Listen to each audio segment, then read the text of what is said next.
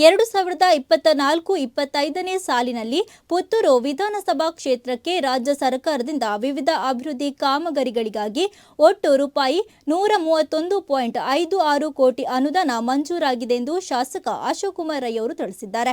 ಶಾಸಕರ ಕಚೇರಿಯಲ್ಲಿ ಸುದ್ದಿಗೋಷ್ಠಿ ನಡೆಸಿ ಮಾಹಿತಿಯನ್ನು ನೀಡಿದ ಅವರು ಶೇಕಡ 50ರಷ್ಟು ಕೆಲಸಗಳು ಆರಂಭಗೊಂಡಿದ್ದು ಇನ್ನು ಶೇಕಡ 50ರಷ್ಟು ಟೆಂಡರ್ ಹಂತದಲ್ಲಿದೆ. ಇದರ ಜೊತೆಗೆ ಆಯುಷ್ ಇಲಾಖೆಗೆ 1.50 ಎಕರೆ ಜಮೀನು, ಆರ್ಟಿಒ ಟ್ಯಾಂಕ್ ನಿರ್ಮಾಣ ಮಾಡಲು 5.30 ಎಕರೆ, ಯುವ ಸಬಲೀಕರಣ, ಕ್ರೀಡಾ ಇಲಾಖೆ ಕ್ರೀಡಾಂಗಣಕ್ಕೆ 15 ಎಕರೆ ಜಾಗ ಮಂಜೂರು ಮಾಡಲಾಗಿದೆ ಎಂದು ಹೇಳಿದರು. ಹಿಂದಿನ ಅವಧಿಯಲ್ಲಿ ಸುಮಾರು 1476 ಕೋಟಿ ಅನುದಾನ ಬಿಡುಗಡೆಯಾಗಿದ್ದು ಇದರಲ್ಲಿ 1010 ಕೋಟಿಯ ಬಹುಗ್ರಾಮ ಕುಡಿಯುವ ನೀರಿನ ಯೋಜನೆಯ ಕಾಮಗಾರಿ ಪ್ರಗತಿಯಲ್ಲಿದೆ. ರೂಪಾಯಿ 470 ಕೋಟಿ ಟೆಂಡರ್ ಆಗಿ ಬಿಡುಗಡೆಗೊಂಡಿದೆ. ತಿಂಗಳಲ್ಲಿ ಮುಖ್ಯಮಂತ್ರಿಗಳು ಶಿಲಾನ್ಯಾಸಕ್ಕೆ ಆಗಮಿಸಲಿದ್ದಾರೆ ಎಂದು ಶಾಸಕ ಅಶೋಕ್ ಕುಮಾರ್ ರೈ ಅವರು ಹೇಳಿದರು. ಪರಿಶಿಷ್ಟ ಪಂಗಡ ಕಾಲೋನಿ ಅಭಿವೃದ್ಧಿಗೆ 3 ಕೋಟಿ ರೂಪಾಯಿಗಳು ಬಂದಿದೆ.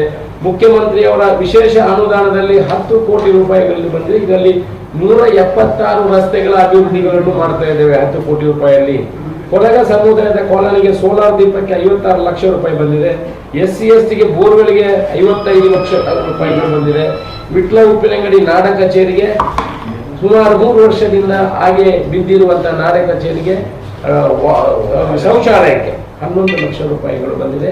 ಇವತ್ತಿನವರೆಗೆ ಫೆಬ್ರವರಿ ಫಸ್ಟ್ ವೀಕ್ ಅಂದರೆ 3ನೇ ತಾರೀಕು ಫೆಬ್ರವರಿಗೆ ಆಗುವಾಗ ಈ ವರ್ಷದಲ್ಲಿ 131.56 ಕೋಟಿ ರೂಪಾಯಿಗಳ ಅನುದಾನ ಪುತ್ತೂರು ವಿಧಾನಸಭಾ ಕ್ಷೇತ್ರಕ್ಕೆ ಬಂದಿದೆ. 131.56 ಕೋಟಿ ರೂಪಾಯಿ. 131 ಇದರಲ್ಲೂ ಯಾವುದು ಕಾಮಗಾರಿಗಳು ಪೂರ್ಣ ಆಗಲಿಲ್ಲ. ಈಗ ಅನುದಾನಗಳು ಬಂದಿರುವಂಥದ್ದು.